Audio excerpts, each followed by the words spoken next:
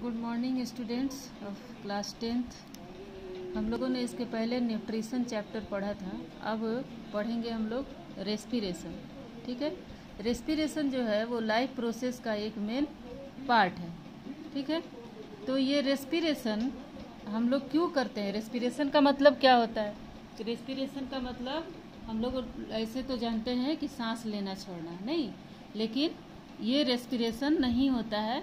ये सिर्फ external respiration होता है ना।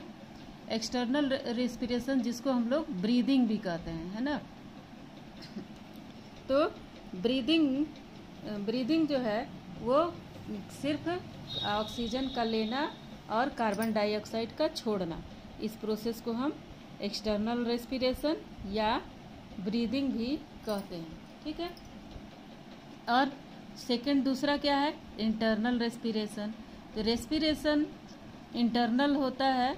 क्या होता है? जब हम ऑक्सीजन लेते हैं वो जाता कहाँ है आखिर?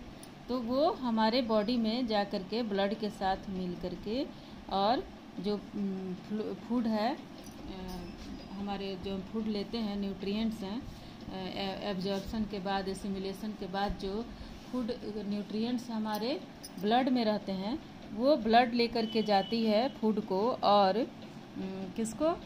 ऑक्सीजन को लेकर के जाती है सेल में। सेल के अंदर माइटोकॉन्ड्रिया में एक प्रोसेस होता है जिसमें कि इस ग्लूकोज का, जो फूड न्यूट्रिएंट्स में ग्लूकोज है, उसका क्या होता है कि डिजेनरेशन ये होता है, टूटता है, ग्लाइकोलाइसिस होता है, और वो टूट करके उससे एनर्जी बनाता है। ठीक है, एटीपी निकलता है। ठीक है, इस प्रोसेस को हम लोग पूरा लॉन्ग में देखेंगे। तो रेस्पिरेशन का मतलब क्या हुआ कि रेस्पिरेशन प्रोसेस है जिसमें कि ऑक्सीजन से ब्रेक डाउन ऑफ ग्लूकोज होता है कम्प्लीटली, है ना, और जिससे एनर्जी निकलता है। ठीक है, तो ये रेस्पिरेशन इसको बोलते हैं।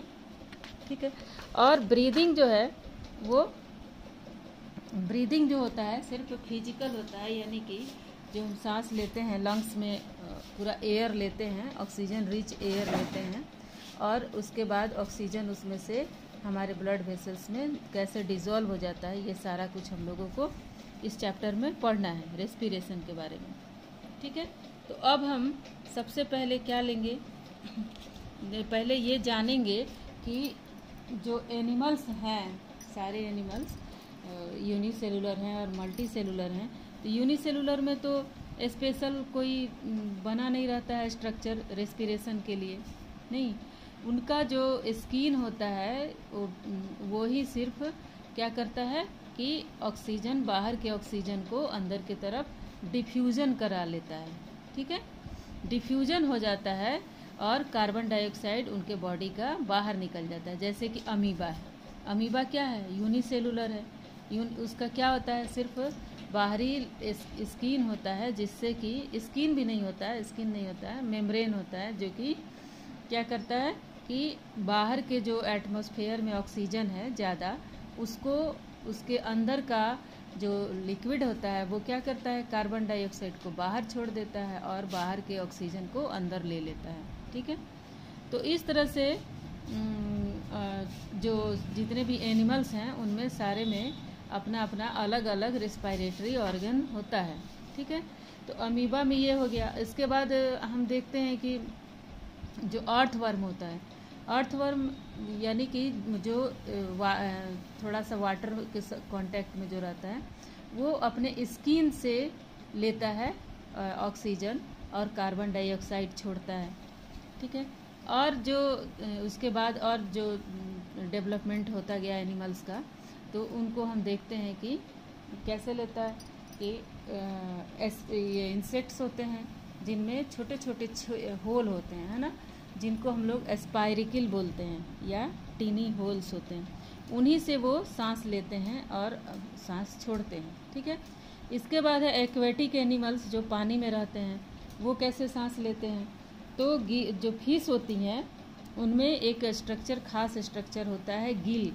गिल से क्या होता है कि वो मुंह में पानी लेती हैं, पानी में ऑक्सीजन जो घुला रहता है, वो पानी जब जाता है उनके गिल एपरेटस में, गिल का जो एक सिस्टम होता है उसमें, वो जाली की तरह लगा रहता है, उसमें ब्लड वेसल्स बहुत महीन महीन कैपिलरीज होती हैं जो क्या करती हैं कि वाटर से ऑक्सीजन को ले लेती हैं और कार्बन डाइऑक्साइड वहाँ छोड़ देती हैं, फिर माउथ से वाटर को बाहर छोड़ देती है। तो इस तरह से उनमें रेस्पिरेशन का प्रोसेस होता है। ठीक है। इसके बाद हैं लार्ज एनिमल्स हैं, वो क्या करते हैं, जो टेरेस्टेरियल हैं वो उनके पास लंग्स होता है जिससे कि नॉस्ट्रिल से वो ऑक्सीजन को लेते हैं और लंग्स में जा कर के ऑक्सीजन का ये होता है एब्जॉर्प्शन होता है और कार्बन डाइऑक्साइड आता है जिसको वो फिर नॉस्ट्रिल से बाहर छोड़ देते हैं। इन सब के अलावा एक एनिमल है फ्रॉग, जो कि और भी हैं एम्फीबियंस जो हैं वो जो पानी में भी रहते हैं और ज़मीन पे भी रहते हैं। ठीक है। तो ये फ्रॉग जो है उसका जो रेस्पिरेटरी ऑर्गन होता है उसका लाइफ आप जानते हैं कि एग से लार्वा और टैडपोल में चेंज होता है।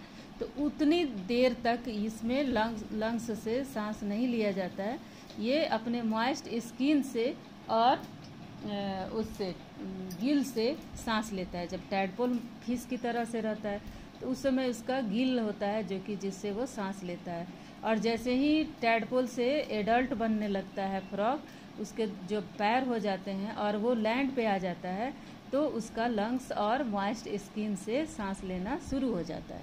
ठीक है। तो इतना हम लोग अभी तक एनिमल्स के बारे में जाने। अब हम लोग जानेंगे रेस्पिरेशन क्या है और इसका प्रोसेस कैसे होता है। ठीक है।